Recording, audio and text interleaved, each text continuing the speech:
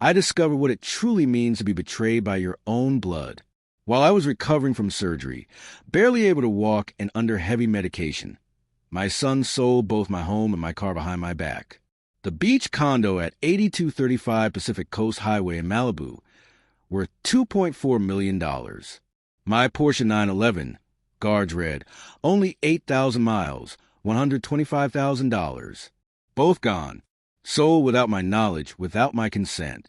My son, Tyler, forged my signature and kept a $48,000 commission for himself.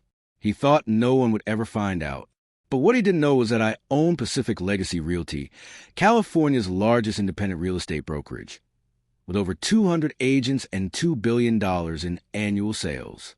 On June 8, 2024, at the California Association of Realtors Award Ceremony, in front of more than 700 people, Tyler finally learned that actions have consequences. If you're watching this, please subscribe and tell me where you're watching from. This is a story about what happens when entitlement meets accountability. But to truly understand how we got here, you need to go back to where it all began, to the 4 long years of silence before this moment. Tyler and I hadn't spoken since April 2021, the day of his wedding. I wasn't invited. I found out he got married through Facebook when my cousin posted a photo. Tyler in a navy tux, his bride in white, both smiling on a Santa Barbara beach. The caption read, "Family that matters." I wasn't in that picture. I wasn't even in their thoughts. When his mother, Diane, and I divorced, Tyler was just 15, old enough to understand that marriages end, but young enough to need someone to blame. And Diane made sure he blamed me. "Your father chose work over us," she told him. "Never mind the truth. Never mind that I paid 150% of the court-ordered child support. Never mind that I covered his rent from the time he was 18 until he was 25, or that I paid his full college tuition at UCLA, $180,000, before he dropped out his junior year, and blamed me for not being supportive enough." Tyler blocked my number sometime around 2019, changed his voicemail, so I couldn't leave messages. When I tried emailing, he set up filters to keep my messages from ever reaching him. The only place he didn't block me was Venmo, because in 2021, he needed $5,000 for an emergency. I sent it. He never paid it back. His LinkedIn profile reads like fiction. Self-made. No handouts. No silver spoon. Just hustle. 840 connections. A professional headshot in a blue suit and a confident smile. Underbout, he wrote, "Build my career from scratch. Proving success comes from grit, not privilege." I never responded. Never corrected the record. I told myself I was taking a high road. But silence isn't peace. It's just surrender dressed as dignity. Then came March 12, 2024, at Cedars-Sinai Medical Center. I was lying on a gurney, about to go under for a full knee replacement surgery. Dr. Alan Foster, my orthopedic surgeon, 28 years of experience, leaned over and said, "James, you're going to be fine. 6 weeks recovery, and you'll be good as new." The surgery went smoothly, a titanium implant, 2 hours in and out. But recovery, that's where everything changed. For the first time in decades, I was truly vulnerable. I lived alone in my Malibu condo. 2 bedrooms, floor-to-ceiling windows overlooking Pacific. I bought that place in 2015, right after the divorce. $1.8 million. My fresh start, the proof that I could rebuild from nothing. After surgery, I could barely walk. Stairs were impossible. The painkillers blurred everything. OxyContin, 10 milligrams, 4 times a day. The orange bottle from CVS read, "Take 1 tablet every 6 hours as needed for pain." I was foggy, disoriented. Maggie O'Connor, my VP of operations for over 20 years, drove me home, helped me settle in. But business doesn't stop for surgery. Eventually, she had to leave. That's when Tyler reached out. March 15th, day 3, post-op. My phone buzzed. Unknown number. He had blocked me, but I had never blocked him. "Dad, can I visit? Want to talk?" I stared at that message for 10 whole minutes, for years of silence. And now, just 3 days after my surgery, he wanted to talk. I was cautious, But I was also hopeful. Maybe he'd finally grown up. Maybe therapy had helped. Maybe this was a reconciliation I'd been waiting for. So I texted back, "Sure, I'm home." 90 minutes later, he arrived, a bouquet of Trader Joe's sunflowers in his hand, price tag still on, $8.99. "Hey, Dad," he said softly, with that sheepish smile I remembered from when he was a kid. I've been in therapy. Realized I blamed you unfairly for a lot of things. I was on pain medication, emotional, desperate to believe him. "Come in," I said. He stayed about an hour and a half, asked about my recovery, offered to help with groceries, with bills, with paperwork, with whatever I needed. I showed him where everything important was kept. The fireproof safe in my master bedroom closet, the combination written in the nightstand drawer. Just in case, I told him, for emergencies. Before leaving, he hugged me, firm, almost convincing. "I'm proud of you," I said, "for doing the work." He smiled, nodded, "Thanks, Dad." Then he left with my spare key, the same one I'd given him years ago, just for emergencies. And for the first time in years, I thought, maybe, just maybe, my son was finally coming back to me. What I didn't know was that he had already decided what he was really coming back for. You see, that condo and that car, they weren't just assets. They were symbols. The condo, 8235 Pacific Coast Highway, Malibu. I bought it in August 2015, right after the divorce was finalized. Diane got the house in Pasadena, the one where we'd raised Tyler. I got a new start, $1.8 million. 2 bedrooms, 2 baths, 1,100 square feet. But those floor-to-ceiling windows face west, and every evening I'd watch the sun drop into Pacific and think, I survived. By 2024, it was worth $2.4 million. But the number didn't matter. That condo was proof I could rebuild after losing everything. And then there was the Porsche, my 2021 911 Carrera S. Guards red. That bold, unapologetic red that caught every ray of sunlight. Black leather interior. I paid in cash, $125,000. To anyone else, they were possessions. To me, they were proof of a comeback. I used to call my retirement gift to myself that Porsche. By March 2024, it had only 8,392 miles on it. I barely drove it. Mostly short weekend trips up the Pacific Coast Highway. Windows down, ocean breeze in my face, no destination, just freedom. If those sales went through, I wouldn't just lose money. I'd lose the 2 things that prove I could survive betrayal and rebuild stronger. But that wasn't even the worst part. After Tyler's visit, Maggie decided to do some digging. She ran his name through public records, investor complaints, and court filings. What she found made my blood run cold. Tyler owed $280,000. 5 failed businesses in 8 years. A crypto exchange in 2019 lost investor money. An NFT marketplace in 2021. Accused of a rug pull.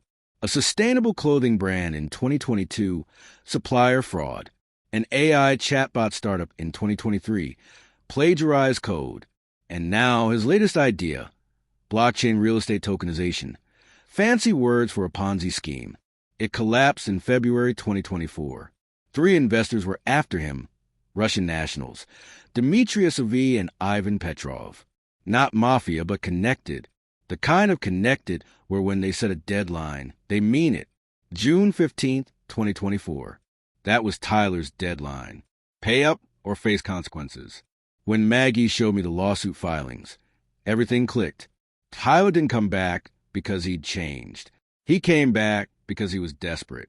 That reconciliation visit, it wasn't about therapy. It wasn't about forgiveness. It was reconnaissance. He needed my keys. He needed to know where I kept my documents. He needed access. And I, foggy from pain medication, desperate to believe my son had changed. I gave him everything he needed to rob me. That's when the truth hit me. If I stayed silent, Tyler would learn that theft was acceptable, that blood ties were a free pass. And if he could do it to me, he'd do it to someone else. someone without the means to fight back. I thought about all the times I stayed quiet during the divorce. All the times Tyler lied about me, and I said nothing. All the times I told myself that silence was a high road. But silence didn't heal anything. Silence made it worse. Silence taught him that I wouldn't fight back. I wasn't going to stay silent anymore. March 30th, 11:47 a.m. I was sitting in my living room, eating lunch, tomato soup and grilled cheese. Just another ordinary Tuesday until my phone rang. It was Maggie. Her voice was frantic. "James, I'm looking at an MLS listing, number 6382940. "Okay," I said. "The address is 8235 Pacific Coast Highway." I froze. "That's your address," she said. My spoon stopped halfway in my mouth. "What?" "Someone listed your condo. $2.4 million. Estate sale. Seller motivated." My stomach dropped. "Who's the listing agent?" I asked. Silence. Then, "Tyler Bradshaw. Momentum Realty." The soup went cold. The sandwich sat untouched. Estate sale.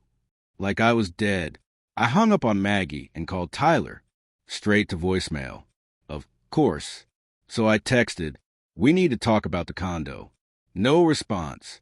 I checked my email. Nothing. No listing agreement. No disclosure forms. No documents asking for my signature. I call Momentum Realty. The receptionist, young, cheerful voice, says, "Oh, Tyler's out showing properties all day. Can I take a message?" "No," I say. "No message." He's not avoiding me. He just doesn't care.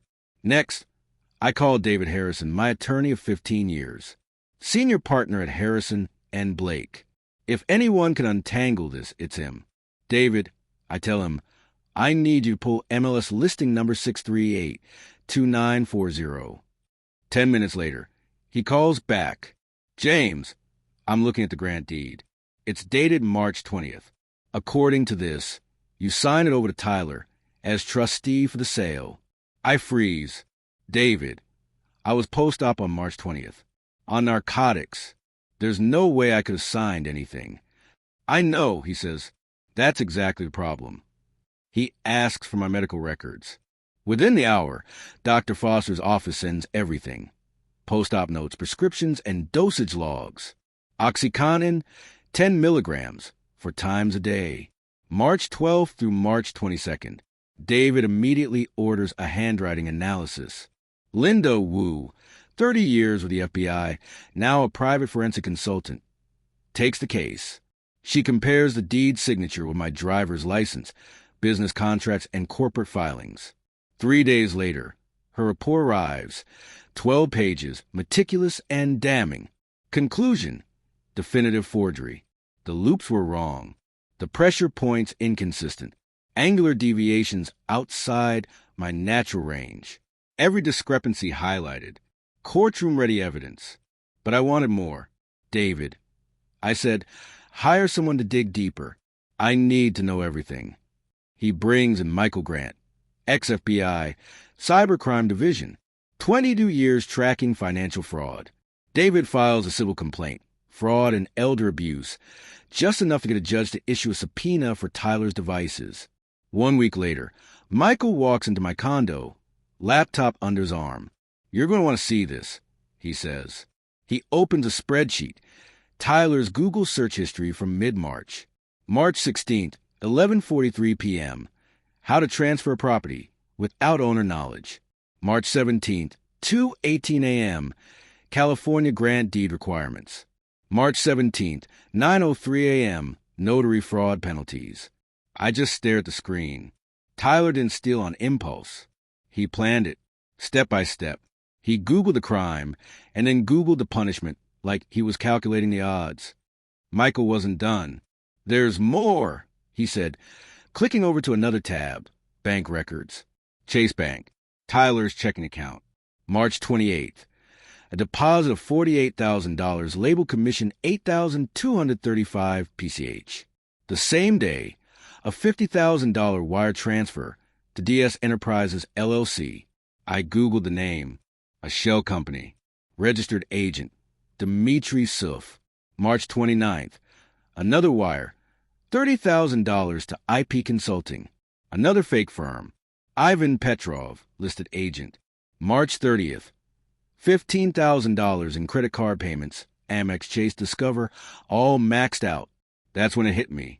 Tyler wasn't just stealing from me. He was using my home to pay off dangerous people. What about the notary? I asked. Michael pulled up the grant deed. Notary listed. Lisa Chun, California notary number 2384765, dated March 20th, 2:15 p.m.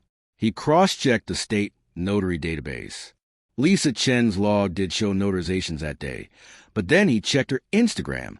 March 20th, 1:30 p.m. A photo of her sipping wine in San Diego. Geotag verified. 90 miles from Malibu. The notarization was fake. The signature forged. The entire deed fabricated. David leaned forward, his voice low and firm. James, this is elder abuse, identity theft, forgery, grand theft. We can take this straight to the DA. I looked out at the ocean. The waves were calm. I wasn't. Not yet, I said. What do you mean, not yet? David pressed. I need to see his next move. If we stop him now, it's attempted fraud. If we let him finish, it's completed fraud, bigger charges, heavier consequences. David stared at me like I'd lost my mind. You're going to let him sell your house? No, I said quietly. I'm going to let him think he did. He didn't understand. Not yet. But the plan was already in motion. Tyler wanted to play in the real estate world. Fine. Let's see how far he gets when he realizes who he's dealing with. Because Tyler doesn't really know me. To him, I'm just Dad, the man who divorced Mom, buried himself in work, and disappeared from his life 4 years ago. But he doesn't know James Bradshaw. Let me explain. I founded Pacific Legacy Realty in 1998, right after the divorce. I was 40, starting over, terrified of ending up broke and forgotten. One small office in Pasadena, 5 agents, a faded storefront on Colorado Boulevard with peeling paint and a flickering neon sign. First-year sales, $3.2 million. Barely broke even. But I had one rule, integrity first. Always. No shortcuts. No shady deals. No screwing over clients for a quick commission. Word spread. By 2000, we had 15 agents. By 2005, we opened in Beverly Hills. By 2010, Santa Monica, Malibu, Newport Beach. Today, 8 offices across Southern California, 200 agents strong. Last year, we closed $2 billion in sales. Pacific Legacy Realty is the largest independent brokerage in the entire state. I own 85% of it. Maggie holds 5%, and the remaining 10% is divided among senior partners. Tyler has no idea. None. He dropped out of UCLA in 2016 and never looked back. Never Googled me. Never asked what I actually do. In his mind, I'm just some washed-up real estate agent who got lucky during the housing boom and has been coasting ever since. If he ever bothered to type James Bradshaw Real Estate California into Google, the very first result will be Pacific Legacy's website. Meet our founder page, my photo, my bio, 3 decades of leadership in the industry. But he never looked. 2 months ago, March 2024, Tyler joined Momentum Realty, a boutique firm, 15 agents. Scrappy, small time, trying to compete with the big players. He was desperate. His blockchain startup had collapsed, investors bailed, and he needed a job, any job. Momentum hired him because he had a real estate license and a pulse. Now he's trying to reinvent himself, trying to prove he's self-made by stealing from me. Then came April 5th, 2024. An email. Subject line. CAR Lifetime Achievement Award. Congratulations, it read, from the California Association of Realtors, the largest industry organization in the state. Every year, they host a Black Tie Awards Gala at the Beverly Hilton Grand Ballroom. 700 guests. Every major broker, developer, lender, and title executive in California. This year, they're giving me the Lifetime Achievement Award, honoring over 30 years of integrity, innovation, and service to the profession. I was honored Sure, but honestly, I've forgotten about it. I didn't need validation. I already knew what I'd built. During one of our legal strategy meetings, David brought it up casually. You're getting that award June 8th, right? Congrats. Yeah, I said. Thanks. It's the biggest night in California real estate, he added. Everyone will be there. I paused. Everyone. He nodded. Every major player. Press. Industry publications. It's a big deal. I was about to move on when Maggie walked in, phone in hand. James, you need to see this. She handed me her phone. A screenshot of a LinkedIn post from Tyler, dated April 10th. Humbled to be nominated for Rising Star Award at the CAR ceremony June 8th. Proof that hard work pays off. Self-made and grateful. Hashtag real estate life. Hashtag no handouts at Momentum Realty. I stared at the screen. The audacity. The irony. The same night, I'd be honored for a lifetime of integrity. My own son will walk the same stage built on lies. I read it twice. Rising Star Award. Same ceremony. Same night. Tyler's going to be there. Maggie watches my face carefully. He doesn't know you're getting an award, does he? He doesn't even know I own a company. I reply. David leans forward. James, we can file criminal charges right now. The DA's ready. We have everything. Forgery, fraud, elder abuse. We can end this. Or, I say slowly, we can wait. David frowns. Wait for what? June 8th, I answer. He blinks. The ceremony? I nod. I'll accept my award, give my speech, and tell the truth, with 700 witnesses in the room. Maggie's eyes widen. James, that's public. I know. I say simply. David sighs. You could handle this quietly. File the charges. Let the system work. I shake my head. Tyler spent 4 years lying about me. On LinkedIn, Facebook, at family gatherings. He's told everyone I'm a deadbeat father who chose money over him. And I stayed silent. I let him control the narrative. I lean back in my chair. Not anymore. If he wants a public reputation, I continue. He's going to get one. Just not the one he expects. David studies me. Can we do this legally? He pauses. Everything becomes public record once we file. And you'd only be speaking the truth. Just be ready for fallout. I am. Maggie asks quietly, what if he doesn't show? Oh, he'll show. I say. He's nominated for an award. He thinks he's about to be celebrated. He wouldn't miss it. David nods slowly. All right, then we make sure the timing is perfect. And that's when I realized June 8th wouldn't just be an awards night. It would be a reckoning. May 3rd, 2024. 2 p.m. The condo sale closes. I'm not there, of course, but Maggie's watching everything. She's connected to every title company in Southern California. Malibu Title keeps us updated. Professional courtesy. Tyler shows up in a suit. Hugo Boss, probably rented, try and look successful. The buyers are there too. Mark and Jennifer Sullivan, ages 31 and 29, tech workers from San Francisco. They've saved for years to buy a beach house. Innocent people with no idea they're walking into a fraud case. Patricia Dawson, the escrow officer, handles the paperwork. She tells Maggie later that something fell off. Tyler seemed nervous, kept checking his phone, his hands trembling slightly as he signed the documents. But the papers look legitimate. Grant deed, power of attorney, notarized. The wire transfer goes through. $2.4 million from the Sullivan's bank to escrow. Then $2.352 million to an account Tyler set up in my name, without my knowledge, minus his $48,000 commission. Tyler leaves whistling. Mark and Jennifer get the keys, ecstatic. They post on Instagram. Finally, homeowners. Beach life starts now, beach with umbrella, sunrise. They have no idea. 2 days later, May 5th, Tyler goes after the Porsche. He still has my spare key from the so-called reconciliation visit on March 15th. Took it right off the kitchen hook. He drives to Premier Auto's Beverly Hills, a luxury car dealership owned by Samir Haddad. Samir offers $118,000, below market value. Should have been $125,000. But Tyler's desperate. He takes the cashier's check without even trying to negotiate. Then he makes a mistake, a stupid one. He posts an Instagram story, a photo of the check. Caption, "Big things coming." He deletes it 20 minutes later, but Maggie screenshots it first and sends it straight to me. I'm sitting in my living room when I see it. Tyler grinning, my Porsche's title visible in the background. I text David. He just sold the car. David calls instantly.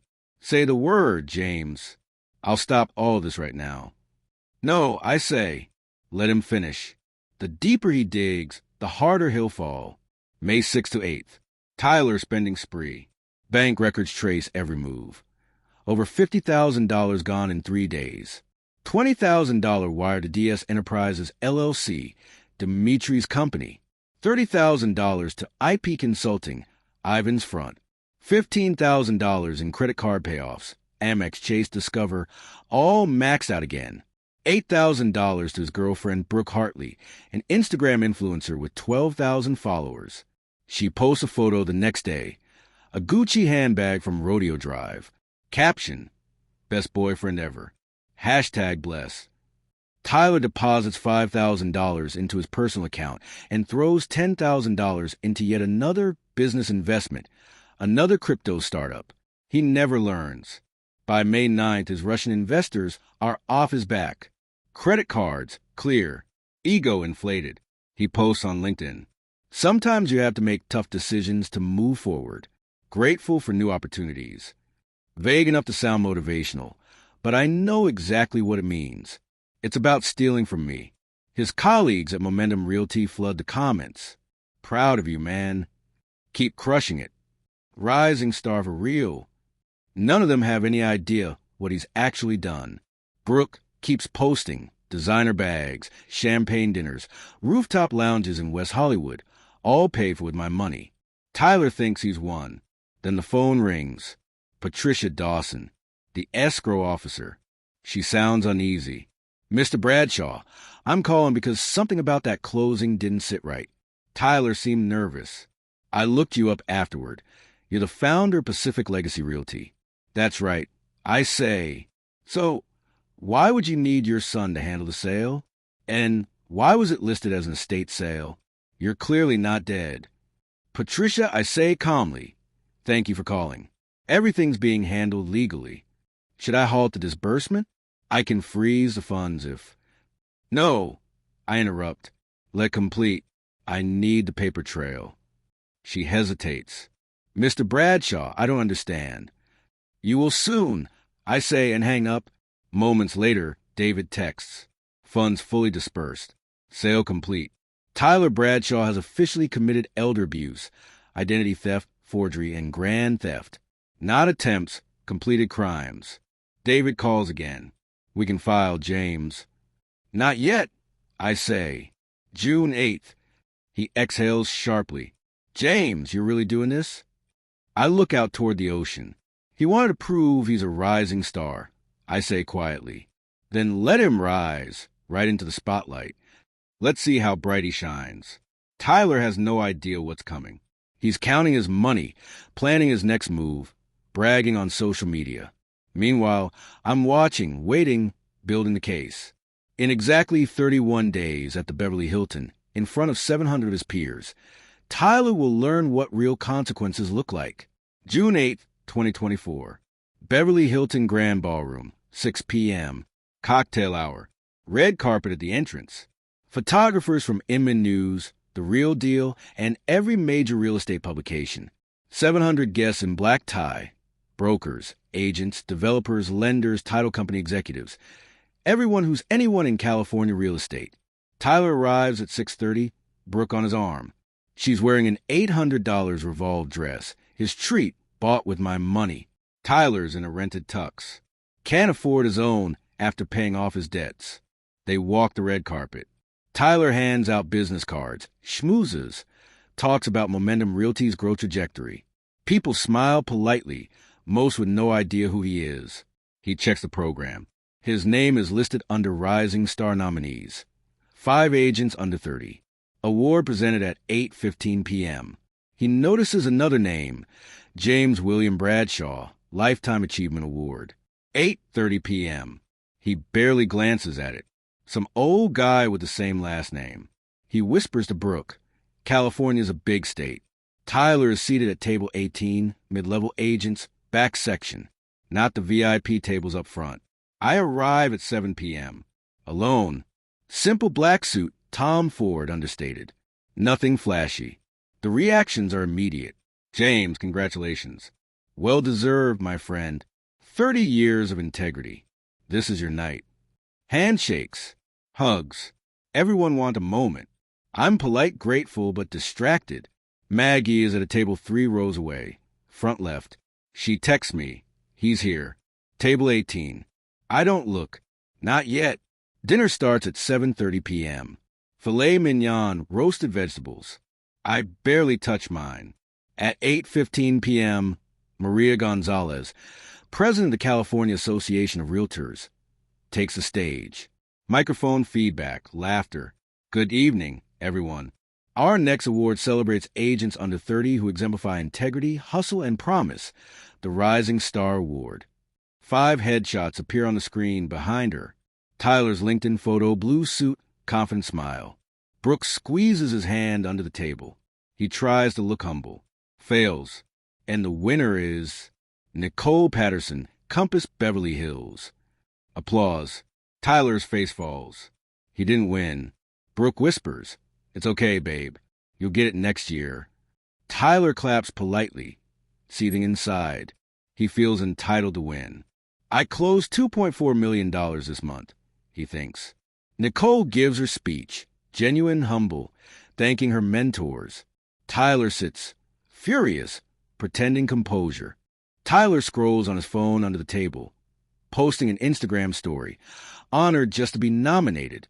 He doesn't notice Maggie watching him. He doesn't notice David Harrison at table 5, leaning forward. 8:30 p.m. Maria returns to the microphone. Our final award tonight is the Lifetime Achievement Award. This recognizes an individual whose career embodies the highest standards of our profession. The room quiets. This year's recipient founded Pacific Legacy Realty in 1998 with just 5 agents and a dream. Today, Pacific Legacy is California's largest independent brokerage, 200 agents, $2 billion in annual sales, 8 offices across Southern California. Tyler's head snaps up. Pacific Legacy.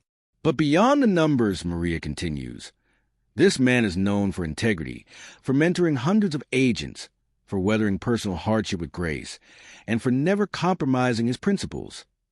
Tyler checks the program again. The name, James William Bradshaw, founder and CEO, Pacific Legacy Realty. His brain short-circuits. That's the biggest. Please welcome James William Bradshaw. A standing ovation erupts. 700 people on their feet. Tyler looks at the stage. The man walking up, gray hair, trim beard, black suit, is me, his father. The color drains from his face. Babe, what's wrong? Brooke whispers. That's my dad. Your dad's a CEO. Tyler stammers, stunned. I reach the podium, shake Maria's hand, and accept the Crystal Award, heavy, elegant. Wait for the applause to subside. Then I begin. Thank you. This is unexpected. My voice is calm, warm, and genuine. When I started Pacific Legacy 26 years ago, I was freshly divorced, starting over, terrified. I didn't know if I'd survive year 1, let alone build something lasting. People nod. They love comeback stories. But this industry gave me a second chance. Many of you in this room trusted me with your referrals, your partnerships, your reputations. For that, I am forever grateful. Applause. Some are tearing up. I pause, glance at my notes. The room thinks I'm emotional. I'm not. I'm transitioning. Tonight, I want to talk about what this award represents beyond business success. It's about integrity. It's about how we treat people when we think no one's watching. And it's about consequences when we forget that someone always is. The room goes silent, confused. 3 months ago, I had knee replacement surgery, a minor procedure, but it left me physically and mentally vulnerable. I was on pain medication, struggling to walk, asking for help for the first time in years. I pause. The audience leans in. During that window, someone I trusted stole from me. Gasps ripple across the room. Tyler sinks lower in his chair. This person forged my signature on a grant deed, falsified notary documents, and sold my home, my $2.4 million Malibu condo, without my knowledge or consent. More gasps. People whisper, "Who would do this?" They also sold my car, a 2021 Porsche 911.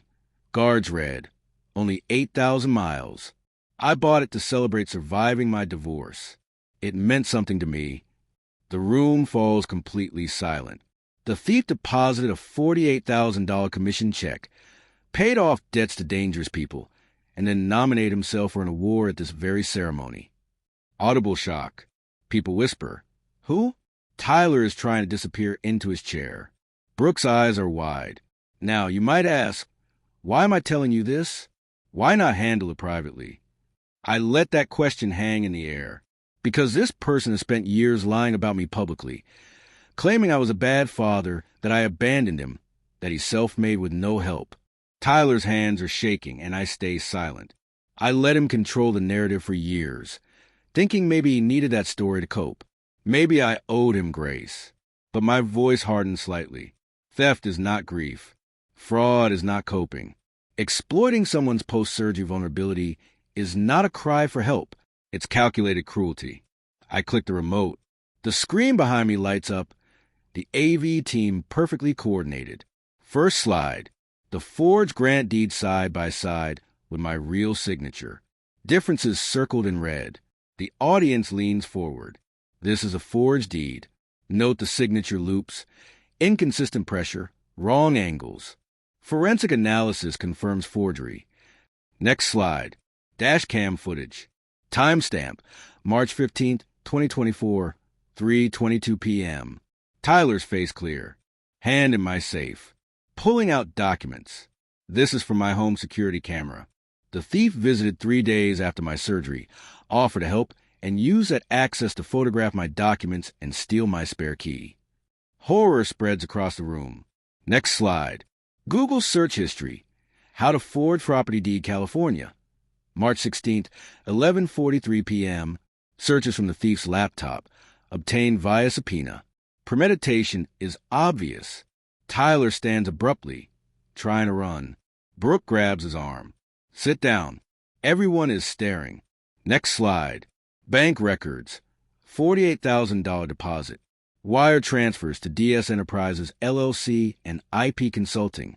The thief owed $280,000 to people with, let's say, questionable business practices. He used my assets to pay them off. Final slide. Screenshot of a text to Brooke. Old man won't even know it's gone until it's too late. He's so out of it on meds, he'll probably think he forgot he sold it. LOL. The audience collectively gasps. Cruelty in writing. The thief is my son, Tyler James Bradshaw. Seated at table 18, every head turns. Tyler stands, face red, stammering. "Dad, this is..." My voice cuts through, calm, controlled. "Tyler, sit down. You've said enough over the years." He collapses back into his chair. Yesterday, the Los Angeles District Attorney filed criminal charges. Elder abuse, identity theft, forgery, grand theft. This morning, Tyler's real estate license was suspended by the California Department of Real Estate. I filed a civil suit seeking $5.2 million in damages. I paused, letting it sink in. I didn't do this because I hate my son. I did it because I love this industry. Integrity matters. And I did it because silence enables abuse. I look around the room. Some of you have adult children who've hurt you. Some of you have stayed quiet to keep the peace. I'm here to tell you, peace without accountability isn't peace. It's surrender. A standing ovation erupts, louder, more intense than before. I nod and walk off stage, the crystal award heavy in my hand. Tyler is surrounded by stares. He gets up. Brooke follows, crying, humiliated. 700 witnesses. All of them now know exactly who Tyler Bradshaw is and who he tried to steal from. The lobby descends into chaos. Tyler pushes through the crowd, Brooke chasing behind. People part as if he's radioactive. I exit through a side door. Dad, you can't do this. I'm your son. I turn, face neutral. Maggie is beside me. David, too. Detective Sarah Mitchell, in plain clothes, off duty, is there. I asked her to come just in case. Tyler runs. Now he's in front of me, red-faced, sweating, desperate. I was going to pay you back, he stammers. I needed the money. Those guys were going to. Tyler, stop. I cut him off. You committed fraud. You exploited me when I was vulnerable, and you did it without remorse. I do have remorse. You texted your girlfriend that I was so out of it on meds I wouldn't notice. That's not remorse. That's contempt.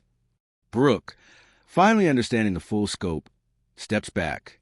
You stole from your dad, babe. It's complicated. After surgery, he couldn't defend himself. He's rich. He doesn't need. Brooke cuts him off firm. We're done. Lose my number. She walks away, pulls out her phone, unfollows Tyler on Instagram immediately. Petty, but real. Tyler is alone now. He turns back to me. What do you want? You want to go to prison? No, I say calmly. I want you to face consequences for once in your life. I'm your father. I paid your rent until you were 25. I covered your college before you dropped out. I never spoke against you publicly, even when you lied about me. I gave you every chance, Tyler. You chose this. Tyler's voice breaks. I'm sorry. Okay, I reply. I believe you're sorry you got caught. Detective Mitchell steps forward, badge in hand. Tyler Bradshaw. I'm Detective Sarah Mitchell, LAPD Financial Crimes. You'll receive a formal arraignment notice within 48 hours. I suggest you contact an attorney. Tyler panics. Wait, I can explain. Save it for your lawyer, she interrupts.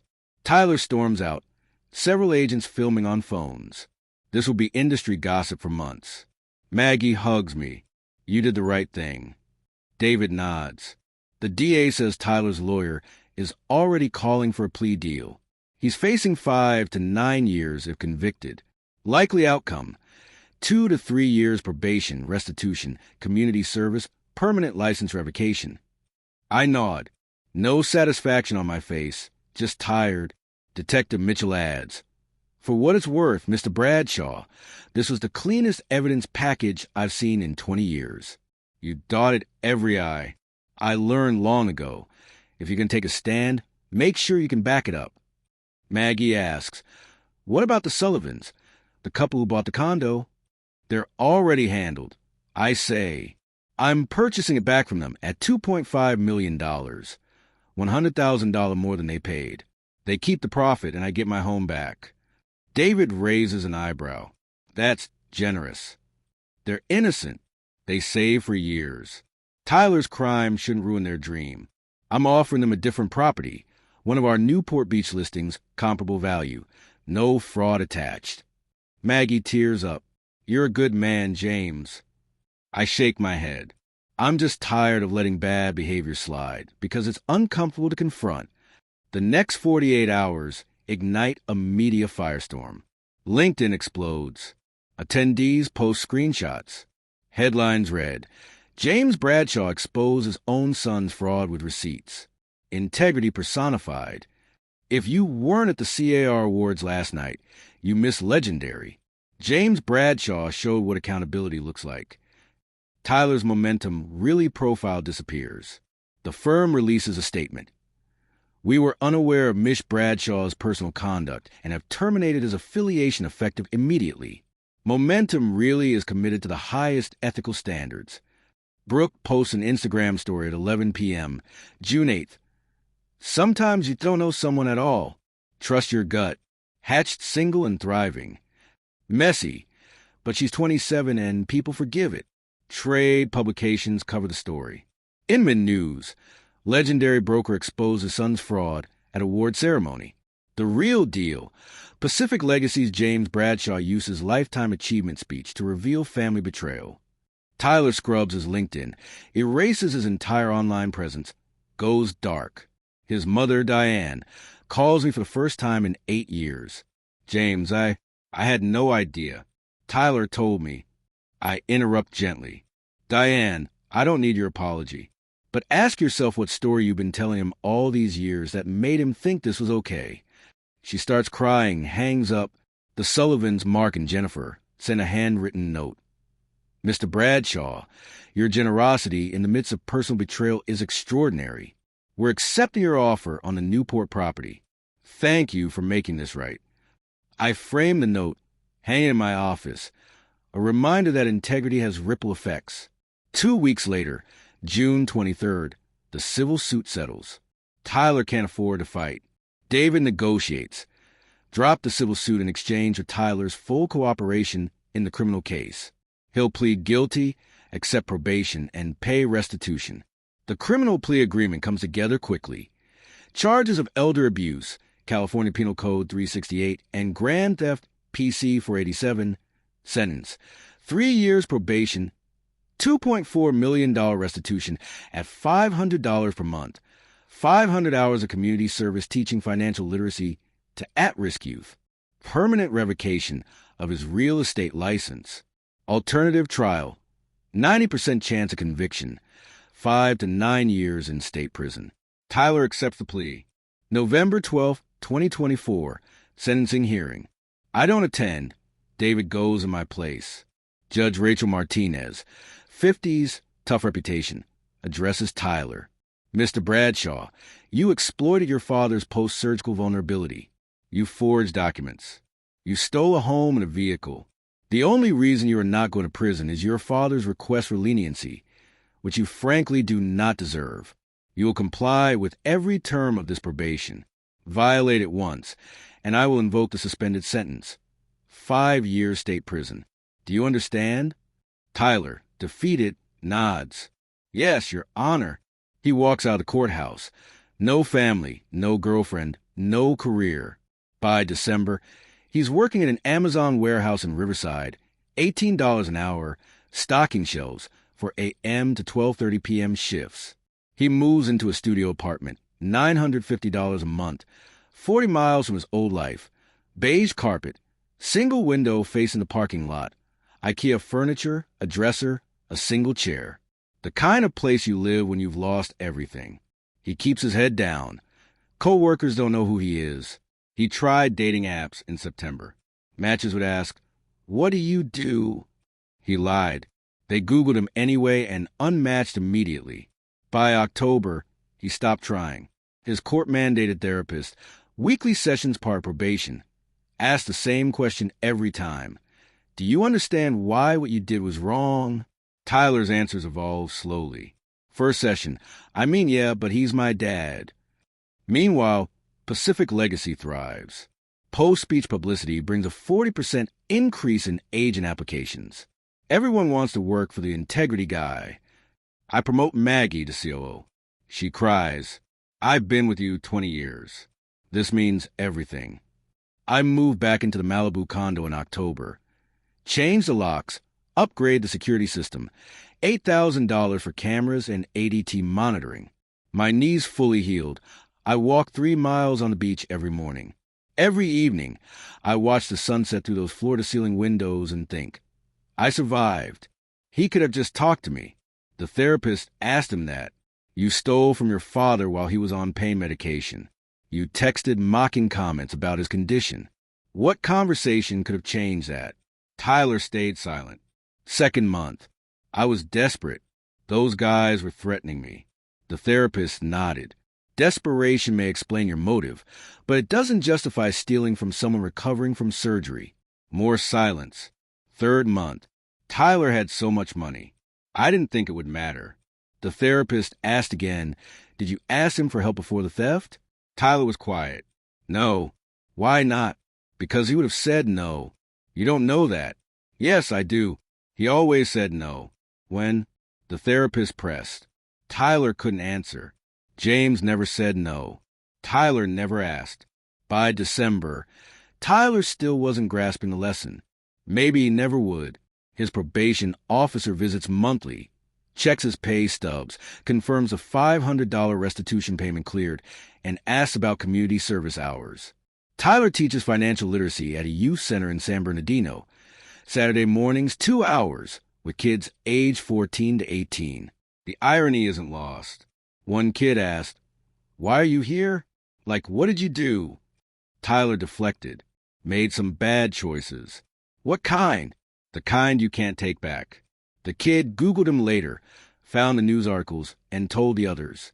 Word spread. The next Saturday, attendance dropped. Parents didn't want their kids learning from a thief. Tyler completed his hours anyway, alone in the room, preparing lessons no one would hear. Meanwhile, Diane, Tyler's mother, tried one last public defense. In August, she posted on Facebook, "My son made a mistake, but he's still a good person. Everyone deserves a second chance." The comments were brutal. He stole from his post-surgery father. That's not a mistake. It's cruelty. A mistake is forgetting to pay a bill. Fraud is a choice. Your son is an adult. Stop enabling him. Diane deleted the post within hours, blocked me everywhere, still refusing to accept her role in enabling Tyler. She never called him either. Tyler was alone. Pacific Legacy, meanwhile, thrived. After the speech, we received agent applications from across California. Everyone wanted to work for a company built on integrity. We opened a 9th office in Sacramento, hired 30 new agents in Q3, and saw revenue grow 18% year over year. In October, I hosted a company retreat at Lake Tahoe for 200 agents. Theme: Building Legacy Through Integrity. Agents asked about Tyler. I deflected. I don't discuss ongoing legal matters, but I told them this. Principles aren't negotiable, even with family. Maybe especially with family. The room applauds. Some people tear up. In November, Mark and Jennifer Sullivan close on their Newport Beach property. For bedrooms, 2,800 square feet, ocean view, $2.45 million. They send me a Christmas card with a photo of them on their new deck. Thank you for turning our nightmare into a dream home. I send back a $500 Williams-Sonoma gift card, a housewarming gift. Other victims of Tyler's schemes come forward after the news coverage. 2 investors from his blockchain startup file claims totaling $75,000 added to Tyler's restitution. His total debt now stands at $2.475 million. At $515 per month, garnished directly from his Amazon paycheck. It's effectively a lifetime sentence. Tyler will never own a home, never get approved for a car loan, never build credit. Every dollar he earns beyond basic survival goes to restitution. He'll still be paying 40 years from now, likely until his death. In late November, I receive a handwritten letter forwarded by car.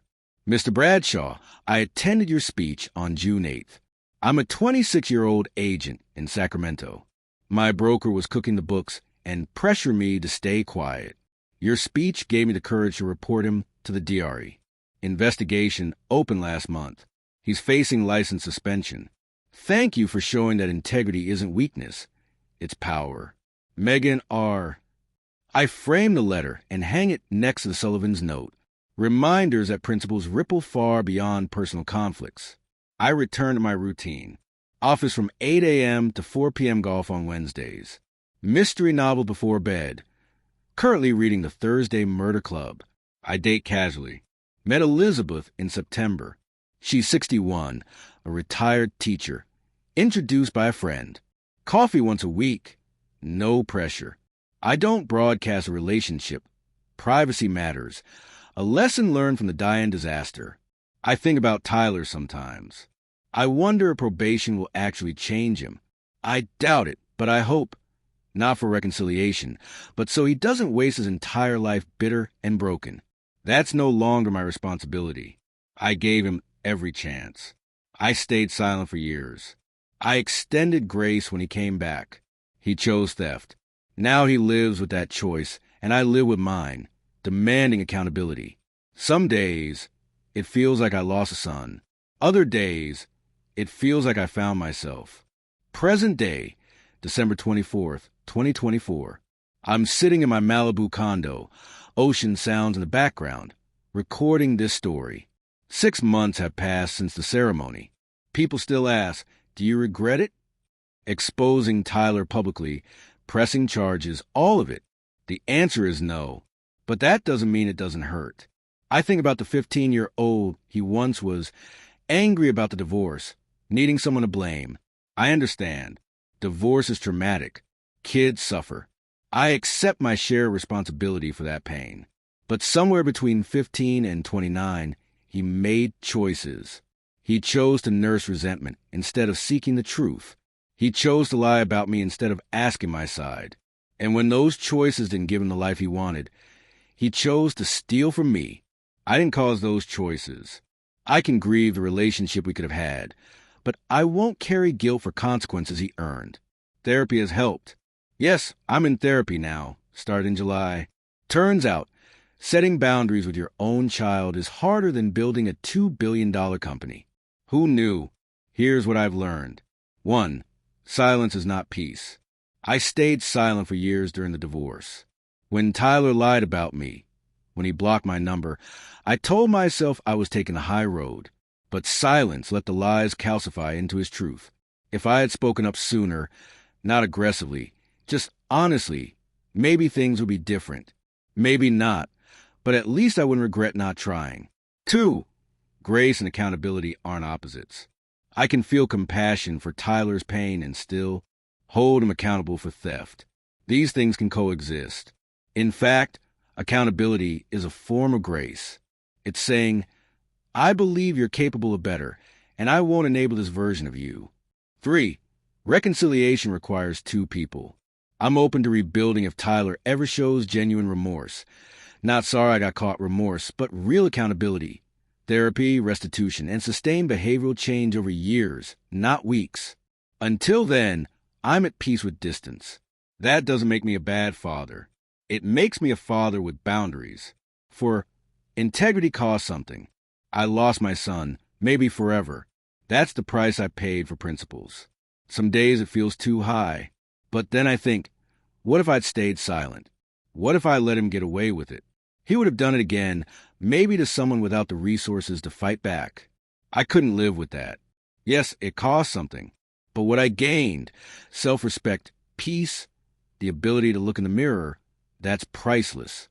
If you're listening and you're estranged from an adult child or any family member, know this, you're not alone and you're not a failure. Sometimes love means letting people face consequences. Sometimes the most loving thing you can do is step back and let them figure out without rescuing them.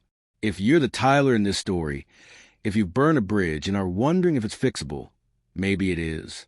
But not with excuses, not with empty apologies. True repair requires owning what you did, understanding why it was wrong, and proving through sustained actions, not words, that you changed. And even then, the person you hurt doesn't owe you forgiveness. They don't owe you a relationship. You broke it. They don't have to fix it. If you stayed silent in the face of wrongdoing, I get it. Speaking up is terrifying. But the temporary discomfort of confrontation is nothing compared to the long-term weight of regret. Tyler's probation ends in November 2027. Maybe he'll reach out, maybe he won't. I honestly don't know which outcome I hope for. What I do know is that I'll be okay either way. I have a company I'm proud of, people I trust, a life that reflects my values. That's enough. Tonight is Christmas Eve. Elizabeth is coming over for dinner. Nothing fancy. Salmon, roasted vegetables, wine. Simple, peaceful. Next week, I'm flying to Lake Tahoe with Maggie and the leadership team for our New Year's retreat, planning 2025. Pacific Legacy is on track for $2.3 billion in sales. We're eyeing a 10th office in San Jose. Life moves forward. Tyler will be working the Amazon warehouse tomorrow. Christmas Day, holiday pay, time and a half. He needs it for restitution. I don't know if he thinks about me, if he regrets what he did, if he's changed at all. I hope he has, for his own sake. But that's no longer my burden. If this story resonated with you, let me know in the comments. Where are you watching from? Have you faced something similar? How did you handle it? I read every comment. Well, Maggie reads them and tells me the good ones. And if you're Tyler, and somehow you're listening, my door isn't locked, but you have to knock honestly this time. No more stolen keys. Thanks for listening. I'm James Bradshaw, and this is what happened when my son sold my house and my car, and learned that I own the world he was trying to take from me